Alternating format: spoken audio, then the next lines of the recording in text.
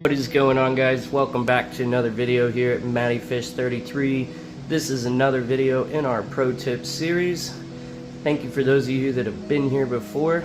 Couldn't do it without you. And if it's your first time here, like, subscribe, click that bell, get those notifications, follow us along on this fishy journey. So, as I said, this is another video in our pro series, our pro tips.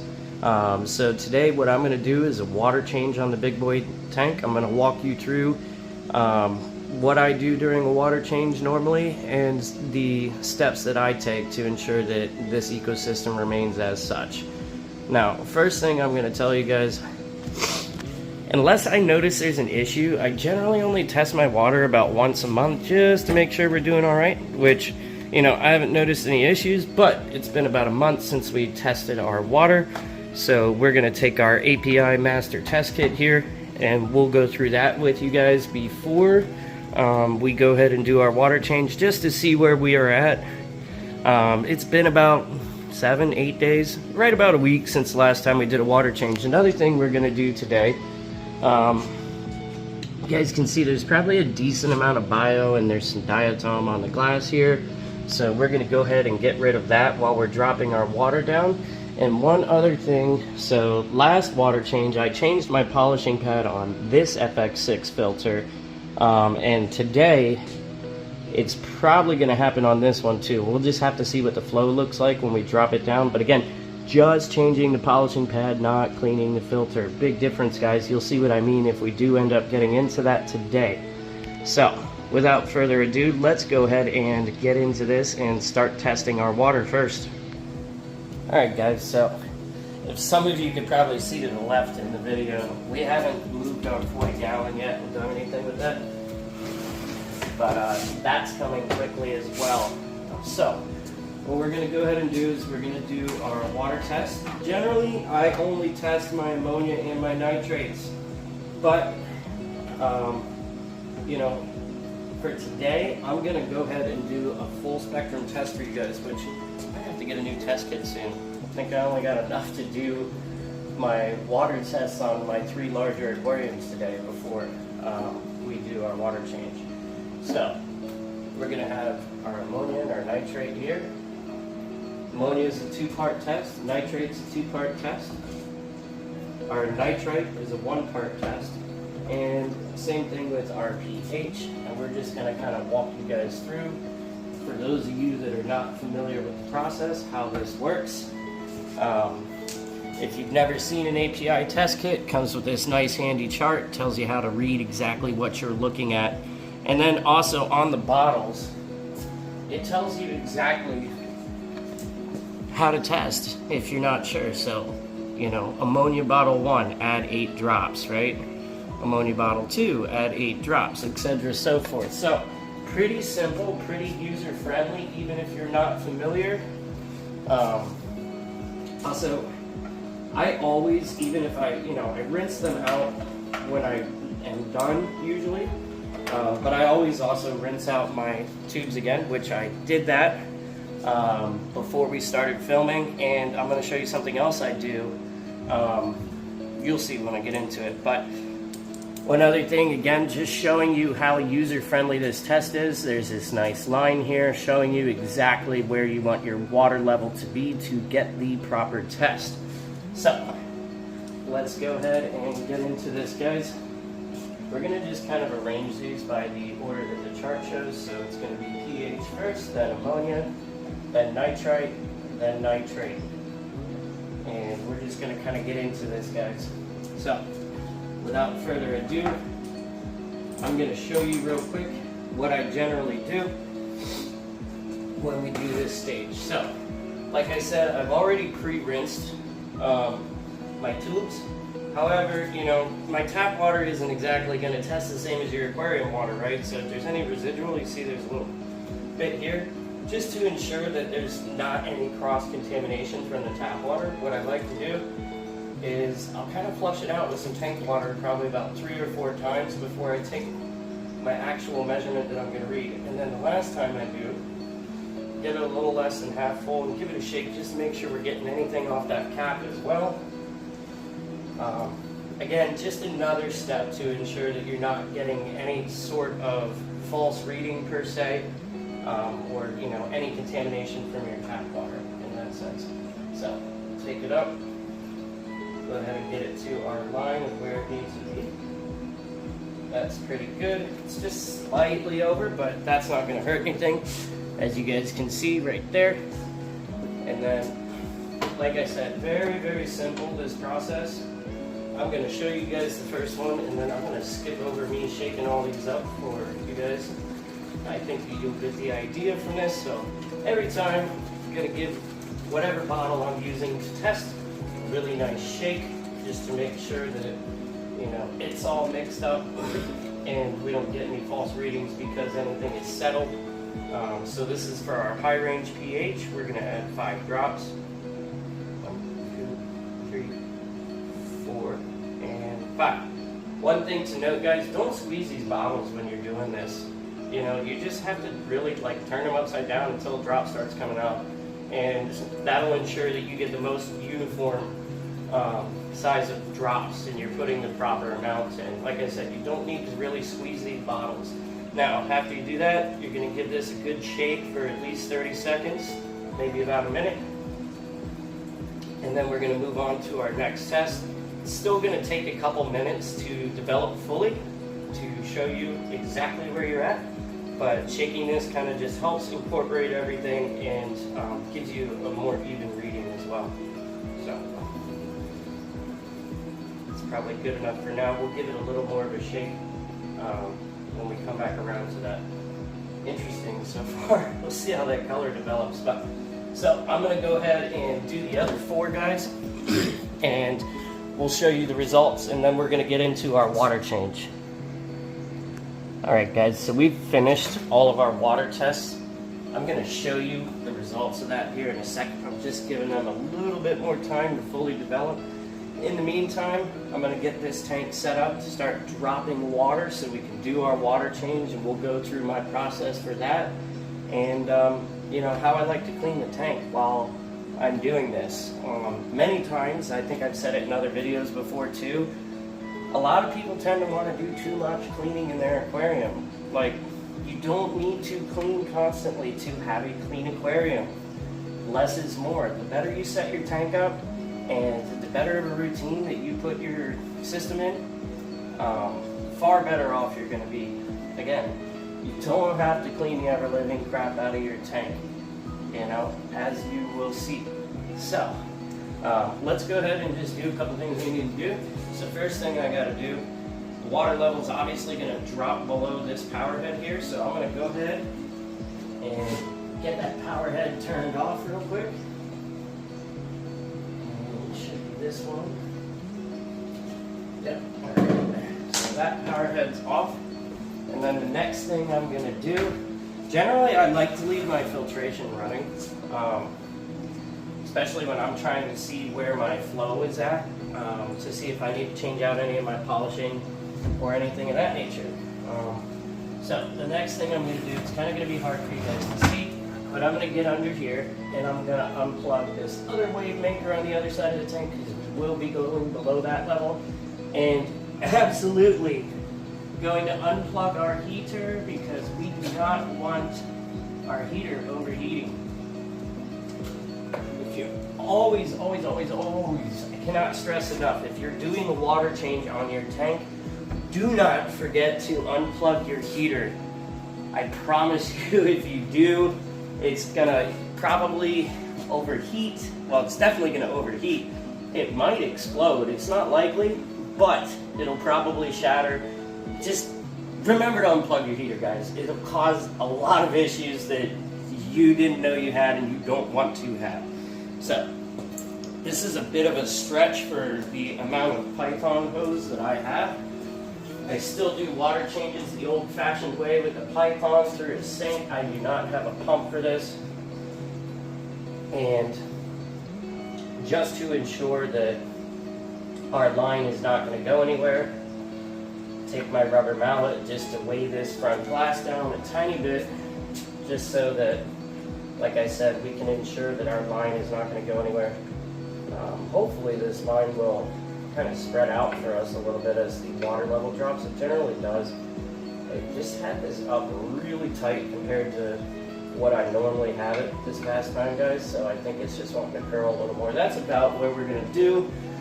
We are gonna do about a 50% water change. So, real quick before we go ahead and start dropping our water level on this tank, let's check out the results of our water test. And we're gonna talk about what it shows us. So, it's a little hard to see with the lighting here, perhaps. But so on our high range pH, looks like we're somewhere between 7.4 and 7.8. So that's good. It's on the low end, but we're doing fine there. Our ammonia, absolutely 0. That's perfect. That's exactly what we want to see. Our nitrate, also 0. Perfect. What we want to see. And check out our nitrates. Only 5 parts per million. And again, guys, this is somewhere between 7 and 10 days since I did my water change. So this is why I preach a lot about having plants in your system, or if you have Africans and you're worried about them destroying it, grow pothos out the top of your tank, guys. I don't ever, like very, very, very rarely will I have nitrates over 5 parts per million, even if I go 2 weeks without a water change, guys. So I can't stress to you the importance of having plant systems in place, and it will improve your water quality drastically if you're having issues just with rising nitrates and stuff like that. And also, guys, as I've said many times before, don't overfeed your fish. You overfeed your fish, it throws your nitrogen cycle off. It throws it out of whack. You're gonna get a lot of ammonia. You're gonna get a lot of nitrates. So be careful about the frequency and the amount of food that you're feeding your fish. So guys, let's go ahead and get this water test out of the way. We're gonna start dropping this water down, and I'm gonna show you how I just kind of do a little light cleaning in here. And then, like I said, we're gonna see what the flow looks like on this side and see if we need to change out a polishing pad or not. My biggest suspicion based off of what I saw last week is we're probably gonna have to do that, but let's drop it down before we make that call, before we make that decision. All right, guys. All right, so I'm gonna go ahead and go turn our siphon on, and you'll see that water level start to drop.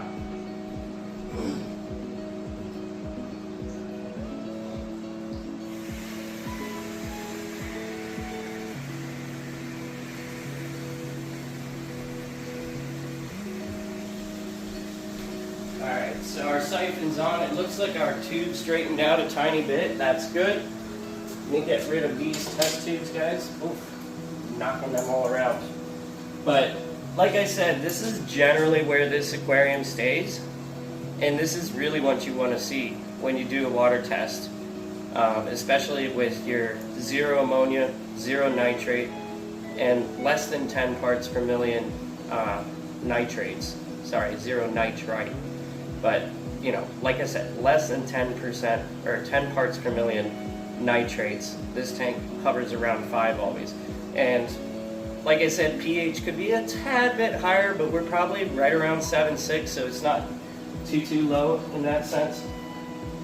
And these guys are doing just fine. And I think, honestly, you're going to see a little bit of a rise in pH after what we do, because we do add some sea salt when we do our water changes, and it acts as a bit of a buffer in this system, guys. So let's go ahead and start cleaning some of the glass. I'm just going to do some light cleaning with my arm sponge, and then we're probably going to run our oh my gosh, guys, our mag float. I'm sorry, I'm not sure why I started blanking on that. If you're not familiar with a mag float, though, this thing is amazing, and there's many different variants of it. This is just one of the more popular name brands that's out there, but it's a magnet with a scraper. On one side it has a scraper for your interior glass. This also floats if it falls off. And then you see how powerful that magnet is. And then there's also a polishing pad on this side that will kind of help you buff your glass on the outside a little bit as well. I'm not quite sure if all this algae is going to come off just from this. The last couple times it hasn't fully come off. I could probably scrub a little harder, I'm just trying to knock it down a tiny bit because, aesthetic purposes. But again, like, algae is not necessarily bad for your system as long as you don't have like a massive excess of it. Sometimes I will flatten out my substrate, which these guys have really moved the substrate around a lot again this past week. I think I'm going to leave it for now, kind of just see what happens, and next week is when I might go ahead and think about moving that substrate around again. So let's go ahead and just run this down. And I'm not using a lot of pressure, guys. Fairly light pressure, just enough pressure to, like, obviously wipe off the biofilm and everything that we want to get off that glass, but not a ton of pressure. It does not require a lot of pressure, guys. And again, like, I think it's pretty much common sense. You don't want to be pushing too hard on your glass in that sense either. Probably not going to hurt it, but, I wouldn't. So, yeah, and as you can see, this little light sponge is probably going to have some trouble, like I said, removing this algae from here, which, that's okay. I don't mind these little colonies back here. I just don't want, like, big, giant green spots on the glass. And guys, I need to get behind this tank one day. As you can see, I might be able to see from the video, I'm not sure the distance you're at, but there's some hard water staining on the back of this glass that we need to clean off.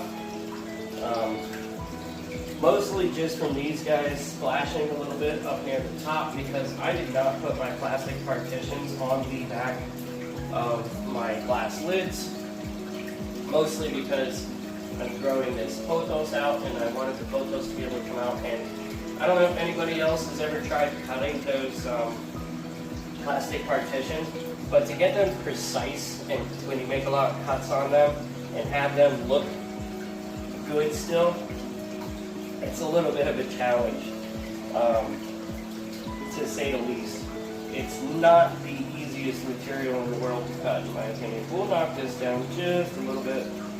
This is one of the biggest reasons why I'll do this while we're changing our water out, so that if I do decide that I want to level some of my substrate out, that, whatever mold or potential trapped detritus is in there is getting sucked out while I'm doing this water change, guys.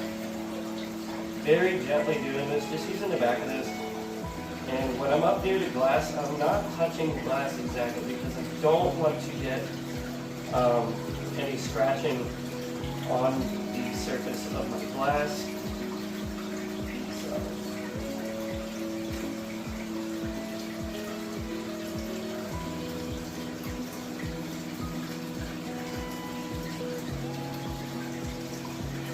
it's a big, like, void back here where they took all this sand out this past week. I'm not quite sure who's digging back there, guys, to be honest. Normally, I can tell you, I do watch this tank quite a bit. Had a little bit busier week, though, so I haven't been able to observe as much as I normally do in that sense.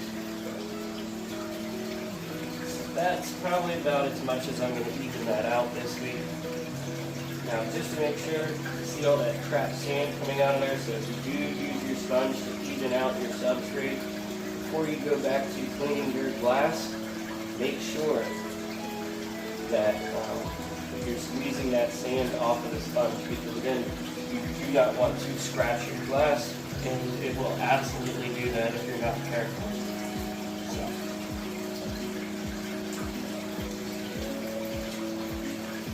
Yeah, guys, I'm not sure, like, normally this used to come right off, but I think I just have to get in there with my heavier sponge, with my more coarse sponge one of these days, and then it should come out completely. But you guys can see just from moving that substrate around how much gunk, I say gunk, but it's probably nothing detrimental, that I kicked up into the water and got it a little bit cloudy. So just another case in point as to why I said that I like to do that when I am changing my water out and dropping my water level down. So that, like I said, if you are getting a lot of gunk up, if you move your substrate around, then it's going to help remove that gunk. But that, to me, is about as much of a gravel or sand siphon that I'll ever do. I am not a fan. I know some people will tell you, hey, gravel, vacuum your gravel, vacuum your substrate. I'm not a fan of that. There's a lot of good beneficial bacteria, especially once your tank is a well-established system, that'll live in your substrate. And this is different than the beneficial bacteria that is going to live in your filtration. So like, that is one thing about an established tank with a deeper substrate bed. Once you get your beneficial bacteria built up in there, you will be amazed at the difference in stability that your system has from water change to water change. So, that's probably enough with the sponge, to be honest, guys. It's not a lot. And I don't need to move this mag float too much. I mean, generally, I don't just use the mag float during water changes. I could be bored in the afternoon, evening, whatever. Anytime that I'm home and I can notice, hey, maybe I should run the mag float a little. I see a lot of bio, and I do. So, but just so you get an idea, for those of you that aren't familiar, you can do it anyway. You can go like this, move around. There is no right or wrong way to mag float in that sense. I kind of noticed that I prefer to do tight little circles though. It tends to be one of the faster ways to clean an area without having to go over it numerous times. And that's how your mag float is going to work. So guys, we're going to go ahead and I will see you guys back here in a minute. Once we've gotten our water level dropped down to where we want it to get to. And then I'll talk about what I do before we put our water back into our system. Oh, you know what? We're looking at this flow. It's not too far off, guys. I think I'm gonna wait one more week before I change this one out. That way there's about a month between the two of these, just for me opening them up. Now, because I'm only doing the filter floss and changing out the polishing pad in that sense, it's probably not going to be an issue. I could do it on the same day. That's just not how I don't like to open both of my filtrations at the same time, just in case, something were to occur. I think it's a little bit safer of a method to not do it at the same time, though it is possible. I will tell you guys, it is possible. But again, I like to err to caution in that sense. So let's go ahead and get our water level dropped down, and then I will see you guys here in a second once that is done. Alright guys, so we've gotten our water level down about 60%. It's about as far as I want to take it. I know you'll see people out there doing 90% water changes, things like that. In this system, that's just not really necessary because my nitrates don't get high like, a lot of those people you see doing those water changes. A lot of that has to do with stocking level, filtration, things like that. I would call this, for an African tank, moderately stocked. To me, this is not crowded by any means. There's last count, I believe I have 23 fish in here. And we have 2 FX6s for our filtration. We have our pothos as well. And we have our UV filtration on top of one of our FX6s. So before we go ahead and turn that water around, I'm just going to go ahead and take these important steps. I always like to do this before I turn my water around, so 1, I don't forget, and 2, I don't accrue any issues. So first we're going to take our prime, which is our dechlorinator. Now, a myth out there about this, people will tell you that it gets rid of ammonia and nitrates. That's not exactly true. What it does is it makes them safe until your beneficial bacteria can consume them. So it turns your ammonia into ammonium, which is still going to register on your water test, but it's not harmful to your fish when it is in that state. We're talking about 1 molecule difference, guys. So for all you chemistry buffs out there, if you want to explain it a little more scientifically than I am, go for it in the comments below, please, by all means. So 1 capful is for 50 gallons. We're changing about 60% of this tank today. This is a 150-gallon tank. Our FX6 canisters hold about 5 gallons of water each. So all in all, we're looking at about 165 gallons, 60% down. I'm putting 2 capfuls. So we're a little bit beyond, probably a little less than 100 gallons of water change. But, you know, you can dose up to 6 times with your prime. However, prime does deplete your oxygen, so keep that in mind. So if you see your fish kind of mouthing a little bit more, we might be putting too much prime when you do your water changes. For our stability, we have a really established aquarium. So 1 capful of this does about 20 gallons, so I'm going to do 3. It's probably a little bit less than the water we are changing. Like I said, we're probably changing about 90 or so gallons of water. We'll do 4 actually. And then that gets us to 80. And then the last thing I'm going to do is I'm going to add back my natural buffer, which is just plain old Big Grit sea salt. We're doing about 90 gallons of water change here, so for about every 15 gallons, I'm probably looking at about a teaspoon worth, so we probably got about an ounce worth here, or 6 teaspoons, for those of you that don't know the conversion. So we're going to add that back in, and we are going to start bringing our water level back up. Let's go ahead and move this over so we don't kick any substrate. What I like to do is I kind of just hang this in a fashion that it is going to hit the top of one of these rocks so that we're not pushing too much around. We might have to adjust it a tiny bit after we turn this water back around. Let's just go ahead and get this water back on and see, and we'll go from there, guys.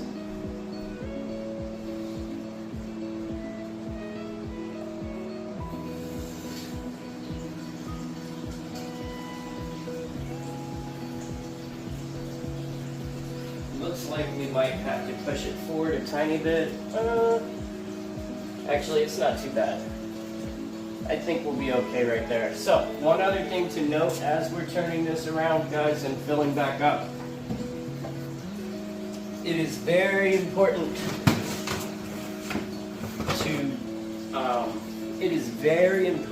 to make sure that your water temperature is basically the same as the water that you're putting in. So, I know my tap system very well. So right now, we were at about 79.5 degrees before our water change. So we're shooting for right around 79, 80 degrees for coming back in. Now, one thing I will say is sometimes my tap, depending on what day it is, because I live in a big apartment building, will be a little bit hotter. Usually that occurs in the summertime or early in the morning. I'm not sure why that is, but you know, in those instances, I will, you know, check my tap water usually before I go ahead and drop my water level down. And if my system is the way that it was today and all our water parameters are fantastic as they were, I won't do as big of a water change so that I don't have as big of a temperature fluctuation. Ideally, guys, you want a temperature fluctuation of less than 1.5 degrees. I have had temperature fluctuations of about 3.5, 4 degrees before. Not a big issue, but anything beyond that, you're probably going to get into the realm of, you know, stressing your fish out, and you might actually see a reaction out of your fish, and generally, when you see that reaction, it's not going to be a good one. So try to stay within 1.5 degrees of your original temperature when you're doing your water changes, guys. Secondarily, know your tap water. Before you ever do a water change, or actually for that matter, before you even set up a system in whatever space you are, test your tap water, see where it's at, know your tap water, and know how that might change your water chemistry if you're doing water changes. For me, I'm very lucky. My ammonia in my tap water is always 0.25 parts per million or less, so that's no issue, especially in a very established aquarium.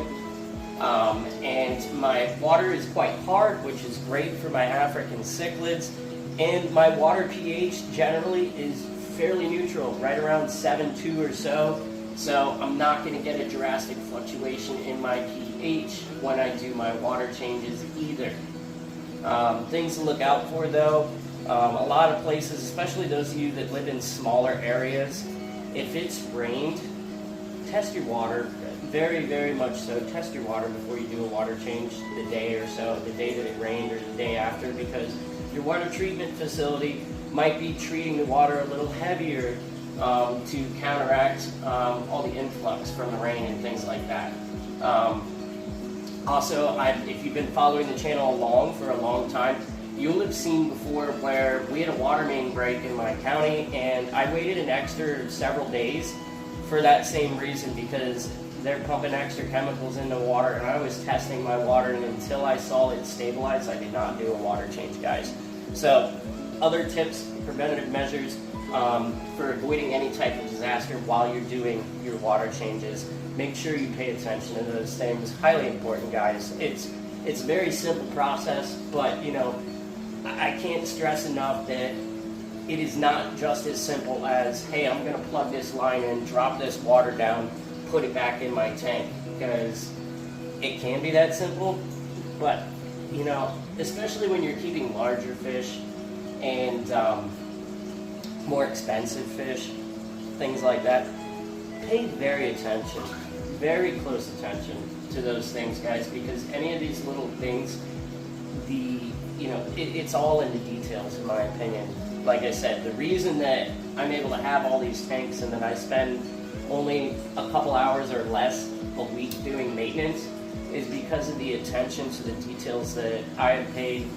One, when I set up all these systems. Two, to what my water is like here. And three, how I do my water changes, how I feed my fish. Everything is very consistent, and that is a big key, guys, in my opinion. So, you know, be consistent in what you do. If it ain't broke, don't fix it, for that matter, you know. And if it is broke, don't try and fix or expect it to be fixed overnight. You know, you can change things slowly and gradually without causing a giant disturbance. Unless there's something obviously massively wrong, say like you have extremely high nitrates, like I get that, it can happen. But you know, like I said, if you're consistent in everything you do, generally that's not something you're gonna have to worry about unless you have like an extremely stocked tank. So, or you're really overfeeding your fish, which in all honesty, before you even got to that point, with these type of fish, you would notice long before there would be signs, gill planting, you know, heavy breathing, etc., so forth. So, you know, these guys always seem to be super happy after they get a water change. I think it's because, like I've said in other videos, this is a very stable system, and the biggest reason that I do water changes on these guys is because they are still growing, still coloring up, maturing to that full adult, you know, beautiful African cichlid that you would expect. And in order to help them reach their fullest potential, we do weekly water changes to pull some of the hormones out of the water from whoever's been dominating that week as these fish continue to progress. And again, that is something in my experience, in my opinion, that is really going to help you see the fullest color potential out of your fish as they mature, and especially once they reach full adulthood. So that being said, guys, I'm going to bring you back here in a second once we are full.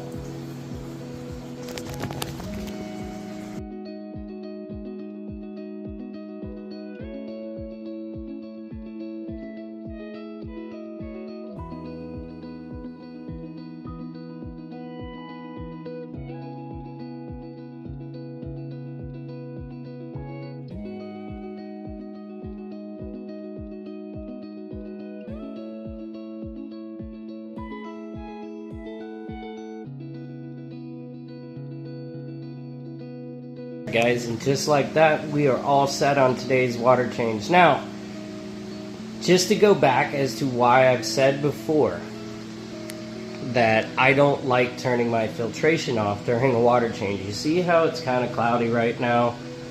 Now, granted, there are some micro bubbles here right now, but that is because of our line. There was a little bit of air getting in from the faucet wasn't secured as well as it should have been. However, there probably are some trapped particles, or a little bit of trapped air in our FX canisters as well.